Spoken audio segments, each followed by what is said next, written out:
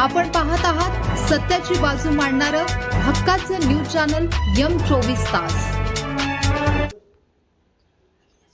मिरजेत पुरवठा विभागाचा मोठा दणका। एका नामांकित नाश्ता सेंटरसह गॅस रिफिलिंग अड्ड्यावर छापा, 4 सिलेंडर जप्त। पोलीस ठाण्यात गुन्हा दाखल। मिरज शहरात व्यावसायिक ठिकाणी घरगुती गॅस सिलेंडरचा बेकायदेशीर आणि अवैधरित्या वापर करणाऱ्यांवर अखेर पुरवठा विभागाने मोठी कारवाई केली आहे। शहरातील नामांकित असणाऱ्या एका नाश्ता सेंटर आणि एका बेकायदेशीर गॅस रिफिलिंग अड्ड्यावर गुरुवारी पुरवठा विभागाने धडक छापे टाकले। या कारवाईत एकूण 4 घरगुती गॅस सिलेंडर आणि गॅस रिफिलिंगसाठी वापरली जाणारी मोटर जप्त करण्यात आली असून संबंधितांवर मिरज पोलीस ठाण्यात गुन्हा दाखल करण्याची प्रक्रिया सुरू आहे।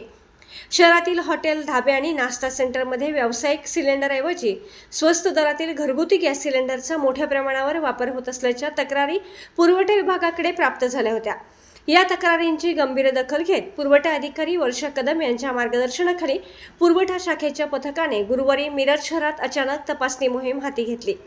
मार्केट परिसरातील प्रसिद्ध एका नाश्ता सेंटर येथे घरगुती गॅसचा सर्रास वापर केला जात असल्याची पक्की माहिती पथकाला मिळाली होती। त्यानुसार पथकाने अचानक धाड टाकली असता तिथे व्यावसायिक कामासाठी घरगुती सिलेंडर वापरले जात असल्याचे रंगेहात आढळून आले। पुरवठा विभागाने तात्काळ 2 घरगुती गॅस सिलेंडर जप्त केले असून या प्रकरणी मिरज शहर पोलीस ठाण्यात रीतसर तक्रार दाखल करण्यात आली आहे। या कारवाईनंतर पथकाने आपला मोर्चा शहरातील एका गुप्त गॅस रिफिलिंग अड्ड्याकडे वळवला। या अड्ड्यावर घरगुती सिलेंडरमधून दुसऱ्या वाहनांमध्ये किंवा छोट्या टाक्यांमध्ये बेकायदेशीरपणे गॅस भरला जात होता। पुरवठा विभागाने या ठिकाणी छापा टाकून 2 घरगुती सिलेंडर आणि गॅस रिफिलिंगसाठी वापरली जाणारी एक इलेक्ट्रॉनिक मोटर जप्त केली। या प्रकरणी देखील मिरज शहर पोलिसात गुन्हा दाखल करण्याचे काम रात्री उशिरापर्यंत सुरू होते।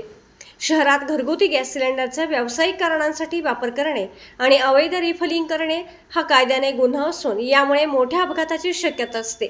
नागरिकांच्या जीवाशी खेळणाऱ्या आणि काळाबाजार करणाऱ्या अशा घटकांविरोधात पुढील काळातही ही मोहीम अधिक तीव्र केली जाईल, असा कडक इशारा पुरवठा अधिकारी वर्षा कदम यांनी M24 तास न्यूजशी बोलताना दिला। या धडक कारवाईमुळे मिरज शहरातील हॉटेल व्यावसायिक आणि गॅसचा काळाबाजार करणाऱ्या माफियांचे धाबे दणाणले आहेत।